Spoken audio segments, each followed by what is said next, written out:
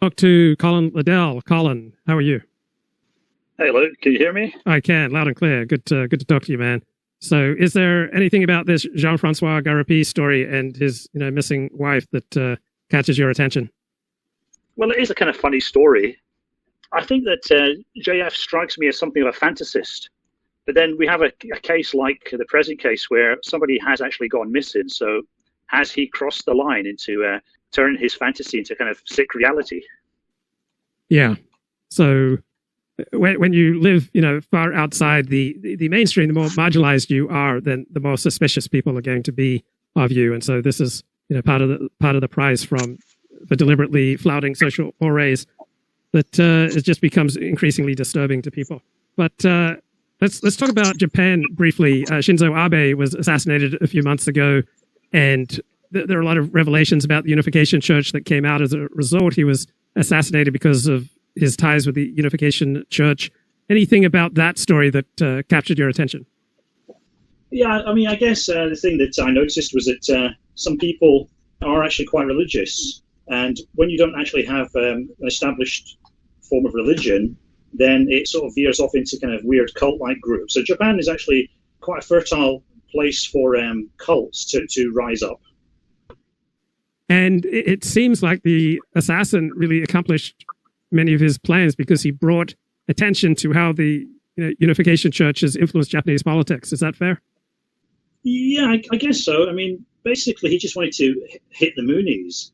And because of COVID restrictions and other factors, his original intention was displaced into actually shooting ex-Prime Minister Abe. And then that kind of opened a can of worms. And then, the sort of Liberal Democratic Party that Abe belongs to, they're in a kind of alliance with the Komeito, which is a kind of Buddhist group. And so you do have people asking questions about these various groups. And they do have a lot of wealth and power. So during one of my recent walks in Tokyo, I sort of chanced upon this area where almost every building was owned by and flying the flag of Soka Gakkai, which is another kind of semi-cult-like group. And what's going on in Japanese politics these days? Is there any topic that the Japanese are particularly convulsed by?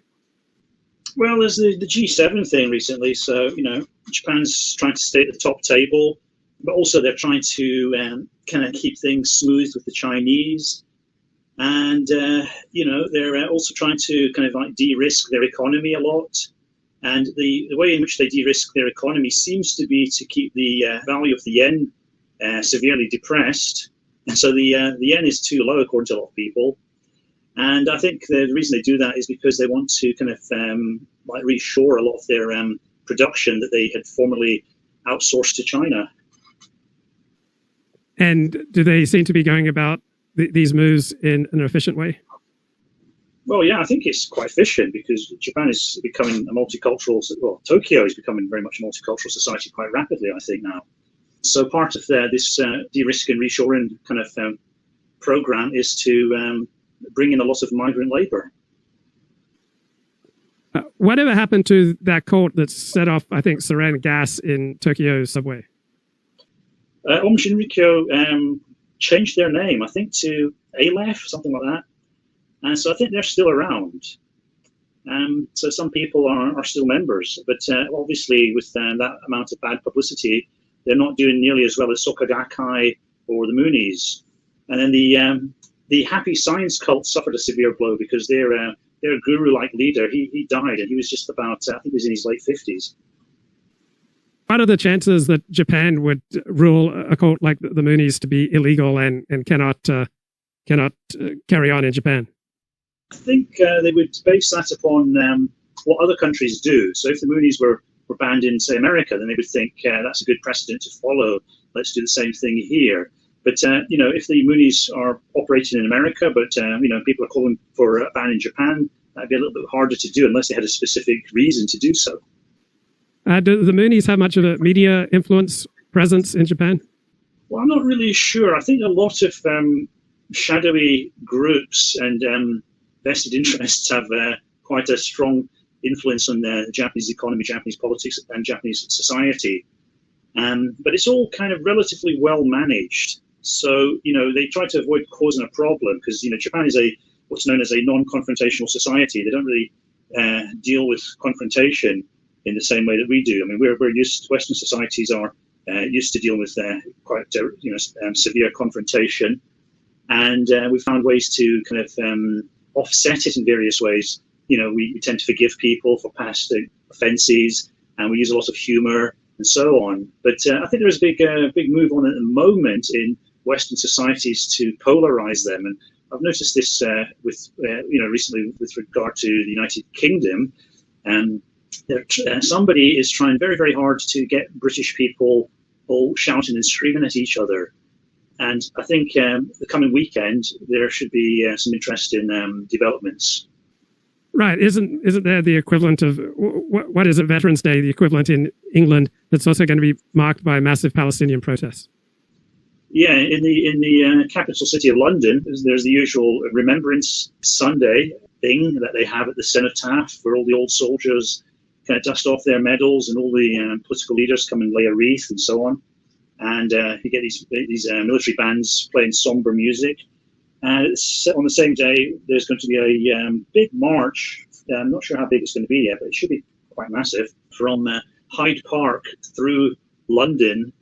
I think it even goes past Buckingham Palace, all the way to the American Embassy, which has, a few years ago, it was relocated from Grosvenor Square to a site next to the River Thames. So a lot of trouble is being expected, and this has been worked up constantly by certain relatively new elements of the UK media.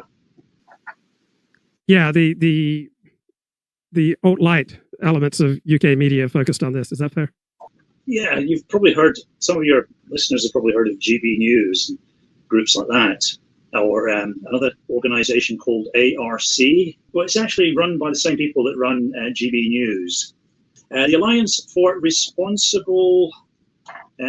oh, yeah, it's a conservative... It's kind of a responsible form of conservatism, right? Yeah, responsible citizenship. Yeah, they had a massive... Well, I don't know if it's massive, but it seemed quite a big conference for such a group to hold. They seem very well organised, very well funded. They've also got a new YouTube channel, and so they're connected to all these people like Ben Shapiro and Jordan Peterson and all these GB News people, and so they're sort of targeting the interstice between the dissident right and the mainstream right. They're trying to kind of activate some of that dark energy, and I'm still not clear exactly what's going on, but there's quite a few red flags from my point of view. Yeah, Alliance for Responsible Citizenship. Helen Lewis has an essay about the latest conference in the Atlantic magazine. So, yes, do you know who's behind them? No. Do you know where the money comes from? No. Well, hedge fund manager Sir Paul Marshall. And also somebody else. So there's two guys behind this, Christopher Chadwick and Paul Marshall. They're both billionaires. Paul Marshall, he's got a big hedge fund, heavily invested in fossil fuels. And so GB News and also ARC, they constantly push this kind of anti-environmentalism. And then Christopher Chadwick, he used to be connected to Gazprom. He used to have a lot of business in Russia. And he has this big investment fund based in Dubai. And so that's where all the money for GB News is coming from. That's where ARC are also coming from. There's a lot of dark money flowing into the UK to influence its politics.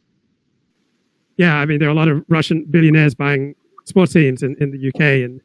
And then we heard about sports washing out of the Middle East by Qatar and Saudi Arabia. And now we've got foreign money flowing into UK think tanks. But we also have a lot of foreign money, I would assume, flowing into the pockets of American influencers, people like Stephen Crowder and Ben Shapiro, I'd expect. But yeah, I'm sure that's part of the picture. But, I tend to focus on the kind of UK situation because I'm able to, using my background, my greater background knowledge of the United Kingdom, I'm able to kind of extrapolate a bit more effectively than I would be with American society and American politics, because American politics always strikes me as a bit nutty and crazy anyway. So, but with the UK, they seem to be trying really hard to do a lot of influencing on the Conservative Party, and they do seem to have their toe lodged quite firmly into certain crevices in the Conservative Party. But all their efforts might well be wasted next year when we have our British general election, because it looks like a pretty safe bet that the Tories will be booted out. Now, under certain circumstances, I would assume that the Tories would have a better chance of hanging on to power. So anything I would expect to do with national security, if that becomes more of an issue as opposed to government welfare spending, I would expect that the Tories would be better positioned to win. Is that fair? Well, yeah, you can look at it issue by issue, but I don't think that's a problem. I think the problem is the Conservative Party has over-browned itself, and they're really in a bit of a bind now because Rishi, he's quite a good pick as Prime Minister. He's intelligent enough. He seems to be making the right moves. He comes over as quite a sincere, well-intentioned person. Blah blah blah. But the thing is, they've also got other brown faces, and the biggest problem for them is Suella Braverman, because she's Home Secretary, and being Home Secretary means you get on the end of all these news stories, and so she's constantly appearing in the media, in the news, on social media. And so the Tory party's just started to look like a brown party to a lot of people who aren't really paying too much attention. You know what I mean? So you have white ministers, you have the Chancellor of the Exchequer, Jeremy Hunt, who's a white person. And, he's just quietly, in a very low-key way, going about his job. He doesn't make many ripples. He doesn't cause many headlines to appear. And then you've got Suella Braverman. She's trying to do some of the right things. She's trying to stop these illegal migrant boats that cross the channel and so on. In some ways, she's trying to do the right thing. But she's just, creating a lot of controversy and appearing in the news too much. And then you've got her, and you've got the leading guy, Rishi Sunak, and they're both Indians. And, I think British people are just starting to feel a little bit browned off, to use a pun there. The Mayor of London, he's a Punjabi. The First Minister of Scotland's a Punjabi. So I just think that's starting to percolate through the voting demographics. And if you look at what's happened with the Conservative Party, they've got actually quite a good leadership at the moment, and they're starting to hit a lot of these populist issues quite well. So they should be doing better than trailing the Labour Party by 20 points. But as we found out with a couple of recent by-elections, Labour are not really increasing their votes. They're not really becoming a popular party. What's happened is that a lot of Conservative voters have just lost interest, and they're just staying at home. And I think one of the reasons for that is because the party just looks too brown to them now. You're surprised by the Joe Biden administration's embrace of Israel? Is there anything in the America-Israel relationship that's been activated since October 7 that's caught your attention? Well, I think on the surface, because of what's happened, because of the nature of what's happened, because of the status quo, and then on top of the status quo, you have this quite shocking and in some ways mysterious attack by Hamas, and all the fallout from that, and then the information war that's gone on, which has managed to spin this in various ways to various audiences. The Biden administration, they have to pay lip service to America's relationship with Israel. But behind the scenes, from what I can tell, they're trying to kind of tug quite firmly on Bibi's sleeve, to prevent him doing some of the things that he probably wants to do, or people in his coalition want to do. I think it's too simplistic to just say that Biden is in bed with Bibi. I don't think that's at all true. I think it's mainly due to the weird American political system, because I think in America, senators have quite a heavy input into foreign policy, don't they? And if you look at how America's set up, you have all these kind of rural Christian states, which, where people are very much into the Bible and who have this kind of veneration for Israel. You have these states with tiny populations, each get to elect 2 senators. So that means that there's quite a lot of senators from who are beholden to the Christian evangelicals. I think that's much more of a problem. That's what's sort of distorting U.S. foreign policy. And I think the Democratic Party is trying to push in the other direction, but then they have to be quite wary because, of course, the Democrats get a lot of their funding from these old Jewish billionaires. And so, you've got to just frame it just right. So I think the Democrats are in a bit of a bind, but they're just trying to kind of balance these different constituencies.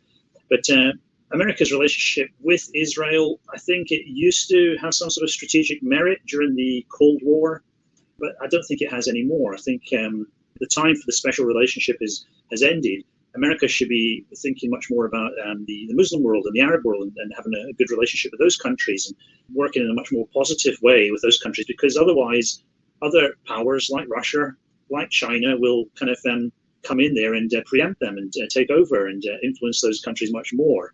And Israel is, at the end of the day, it's quite a small, unimportant country in geopolitical terms. Okay, do you have time for one more question? Not really, no, I better be going. Okay, Luke, thanks, Colin. Thank you so much. All right, Yep. Good night. Cheers, mate. Cheers.